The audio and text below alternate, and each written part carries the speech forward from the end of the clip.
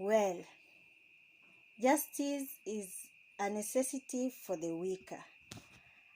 And in order to endeavor to have a good government, the members of the state must be taught on the laws, on the constitution, and on the history of the state in order to have a politically stable community that will lead to a well-administrated society of the majority of the middle class.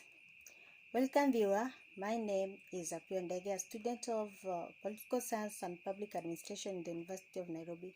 Today I'll be trying to explain how BBI is the way to Canaan. Thank you. Okay, the great philosopher Aristotle believed that the question of state, how it should be organized and how it should pursue its end were fundamental to the achievements of happiness. In his text, he says that politics is an exploration of different types of state organizations and tries to explain that state that will ultimately lead to the most fulfilled citizen. And that to me would mean both happy men and happy women with equality at equal measures. Aristotle believed that there are cycles in government that could begin from monarchy and ends up in anarchy, and that's why he says that the best way to spend part of these cycles would be through a democratic form of government, and that's exactly how BBI has been able to achieve this referendum process through a democratical form of governance. We need to know and understand how the system works, on who should get what, when, and how. Kenya is a developing state, not a developed state.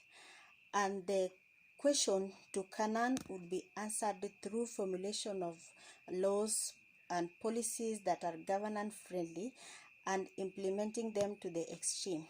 Let's all appreciate that Kenya has got a flexible constitution that gives room for adjustability and the maturity of development of our constitution, thereby preventing it from internal revolts and revolutions. And so let's appreciate these two personalities who held back their pride for the sake of unity of this country. His Excellency Uhuru Muigai Kenyatta and Right Honorable Raila Amolo Odinga, because it takes willingness and courage to be uncomfortable with the ills that are going round or going on in the society. The BBI will be answering the question of inclusivity, the question of gender parity, especially on an equal representation in the top leadership of women, the question of security, corruption, the question of education, the question of economical and generational grievances. BBI, that it will also address the question of allocation of resources, the county allocation of resources. That is where we are going to have an increment of 20% from 15% to 35% allocation that will hugely bring more development at the grassroots level.